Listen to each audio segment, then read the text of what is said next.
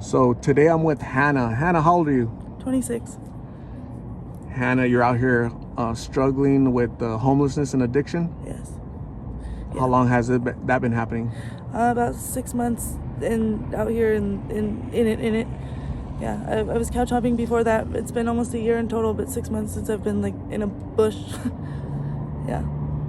And what were you doing 6 months, a year ago? Were you married? Were you with family? I wasn't married, but I was with someone, and they since he was put in prison for 10 years. So everything I had and he had was taken from us within a week, overnight, basically. So I pretty much got thrown into it like everybody else out here does, but really quickly. And so what's it like being out here by yourself trying to survive? Next to impossible. I would say impossible, but I'm still here, so scary. How do you stay safe with all the dangers? How do I stay safe? It's a daily what if and a daily struggle for sure. Like every 5 minutes, you don't know. Like I hate to say like the paranoia, but it is like that because you have to look over your shoulder. Whether it's, between like not necessarily because I'm not in any legal trouble, but you have to look over your shoulder because of the way you look. People come at you because, say you're carrying a blanket or you're like, for example, my Walmart sack is what I have all my stuff in. So people come at you kind of crappy because of it. In other words, you walk into a grocery store, they'll accost you immediately and take your bag off your shoulders for you. And I had the lady at Dollar Tree, I won't name any names, I shouldn't have named places either, but she basically ripped my bag out of my hands and started ripping the stuff out of it because she assumed that I stole, which I hadn't stolen anything, and she completely embarrassed me in front of an entire store full of people and told me to get out and I'll come back, and dumped my stuff out all over the ground, which included tampon, everything. It was everything. But not only that, just when I approached you here, I've been noticing like 2 or 3 cars kind of staring at you. A lady approached us. She had a bat in her hand. Yeah. So it's really dangerous, extremely dangerous. And I can't imagine what you go through on a daily basis. Where did you sleep last night? Actually, in the bushes over here. It was over in a general sense. In most cities they'll have this, but it'll be like a gutter or an alley, or like the washes. There's washes. There's sewage pipes people go into. But you basically go anywhere that has some sort of cover. And at night it gets extremely cold, so you have to kind of just bundle up with whatever. Really whatever. It is what it is, but it sounds great. Trash you can find, you go to the dumpster to look for old sheets that are halfway clean. And there's some places that donate, like churches and stuff will give you blankets, but it's honestly really hard to hold on to stuff too because it gets 1 stolen and 2 hard to carry. What addiction are you battling? Is it fentanyl, counterfeit fentanyl pills, blues? Correct.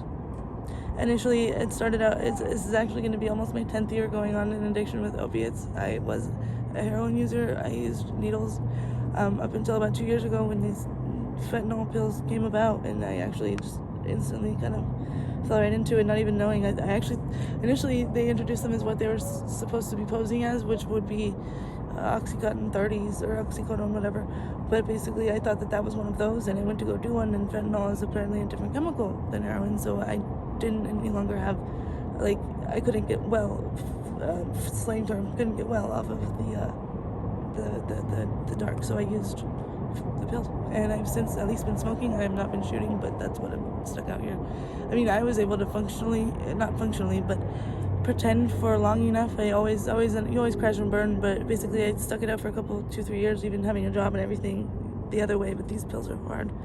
They're stronger than ever, they're harder than ever, and their sickest worst that I've seen so far. I even did the methadone clinic for 2 years, and that was just another addiction in itself, which was ugly. You said you started 10 years ago, so you were about 16 with Yeah. opiates started? 16, 17, but yeah, exactly. Gosh, Who introduced you to that back then? Who introduced me? Yeah. It was actually my ex-boyfriend. Sorry. So I just realized I have my food. But it was my ex-boyfriend. It was technically like my high school sweetheart, but for lack of a better term, high school retard. I don't want to offend anybody in that regard, but we were stupid. We were young. We thought we were in love, and I would have done anything for him, followed him anywhere. So I started using to see what the hype was all about, and I fought that for about almost a year into from what I remember knowing him, like wondering why he would be gone all night, wondering, what was so good about this thing that would take him away from me, or why he couldn't beat it, or why he couldn't tell me the truth and all that jazz, whatever. There's only so many times I felt like I could say no, and finally one day I just said screw it, and sure as heck I didn't realize I had a preconceived issue with opiates, because as an infant I was in the hospital and I didn't realize that it would like coexist. But so basically I was medically addicted to narcotics as a child, because I was in and out of surgeries from pretty much birth to, I think it was, basically I had 12 surgeries in between being born and being 8. So I had casts on both legs at one point, like told me I wasn't supposed to walk ever again. So in other words, I was in and out of rehab in the hospital, but I was so dang stubborn that I like fought my way through that, and I then put myself back in a hole by getting addicted to these things. But I didn't know that when I had done my first shot or whatever, that I was going to be so immediately addicted and that my tolerance would be so high, because it was like kind of what my body was missing without realizing that that's what was going on. Once I did it, I was hooked. One time. Speaking of tolerance, Yeah. how many pills do you need per day? Right now, upwards of 10. Like, I've seen people out here doing freaking 60.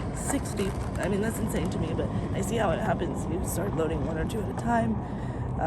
You go, with, for example, the half-life of heroin was, you could kind of do like a shot depending on your tolerance and be well for most of the day. So like you could go to school and go to work. Not that that's able or okay, or most people can't do that, but in other words, like I said earlier, I could fake it well enough for a few hours, right? But these pills you have to basically keep well every 2 hours.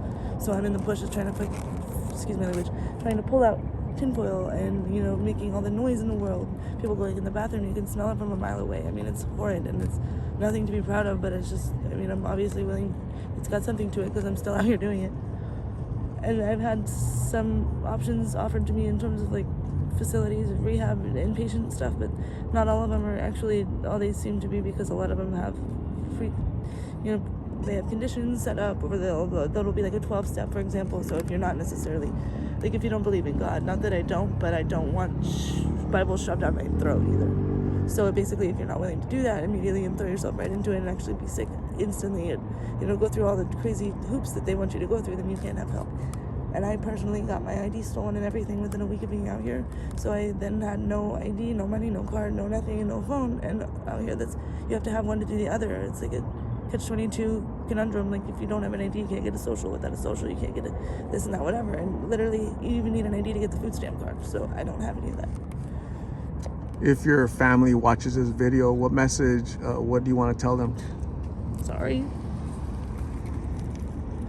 that I love them, but I don't want to put them through it, so that's why I don't get a hold of them. I don't have much family left, but I know they care. It doesn't mean that they can potentially help me if I ask, because they don't have the means to, but it's not to say that they don't care. But I hate that I can't do more for them, and I wish I was there for them. I know I've got time and I know I'm young, but I could die any moment.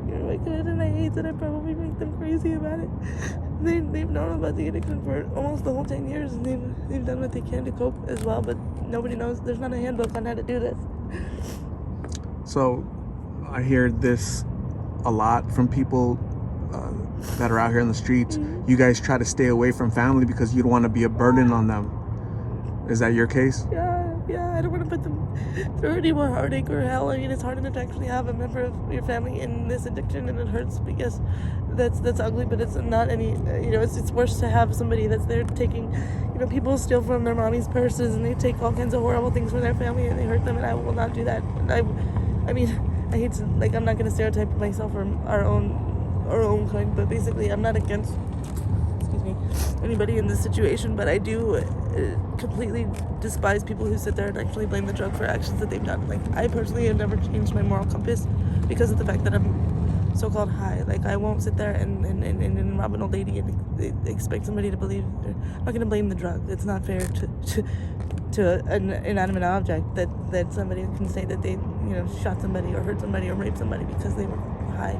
I think that's just an excuse, and I would never do that to somebody that I love, let alone make them hurt worse because I'm hurting, and that's not fair. I think it's cowardly. So I'd rather struggle alone and make them worry than have them also in pain. So currently you're just struggling through this addiction. You obviously have a big heart. You miss your family. And I'm gonna say thank you very much, Hannah. I really hope that soon you go through treatment and you overcome this addiction and just live, you know, a better life. Give yourself an opportunity to live, because every day people are dropping out here in the streets, Yes. left and right, right? Yes, You know they that, are. you see Yes. it. Yeah, I know. And I mean, even right now, I'm looking around as the sun goes down, and it's just this. Forgive me if I'm not paying attention, but I am. I'm just making sure like I'm covering all of my bases, because it does get ugly so fast. But yeah, you're right. And people are dying instant. Like it takes one time, and that's all.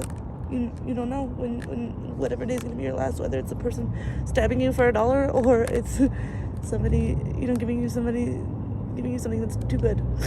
Absolutely. So thank you very much for talking to me. I hope the best for you. I'm going to give you my card with my number on it, so you can call me if you need a ride of treatment, if you need somebody to talk to. Okay. Please call me, okay? Also, here's a donated bag full of toiletries. Those are items that you could use, right? That's huge. I mean, huge. Yeah. That's donated by one of my subscribers, a friend of mine. Her name is Quinn. And Thanks, hopefully, Quinn. hopefully that comes in handy for you, okay? Okay. And do you mind if I say real quick to anybody who thinks they want to try a drug that you don't know anything about? I mean, I'm not condoning anything, and maybe weed here and there, or drinking at a party. I get experimenting, but please don't do it. It's not worth it. I promise you right now, it's never gonna be worth it. Don't do it. There's nothing that you're going through that you can't manage some other way. This is not life. This is barely surviving, let alone living. So, yeah. Yeah, great advice from somebody who knows for the past 10 years you've been living this lifestyle, and Yes. it's Lucky to just be alive. horrible. Yes. So yes, thank you again. By you sharing your story, potentially you could save somebody's life out there that's going to watch this, okay? And That's draw awesome. inspiration from you. So you should be proud of yourself. Your family should be proud that you had the courage to talk today, okay? Okay. Lunch has been provided by one of my subscribers. I'll go ahead and get you lunch, and please stay safe. We'll talk soon, okay? Thank you.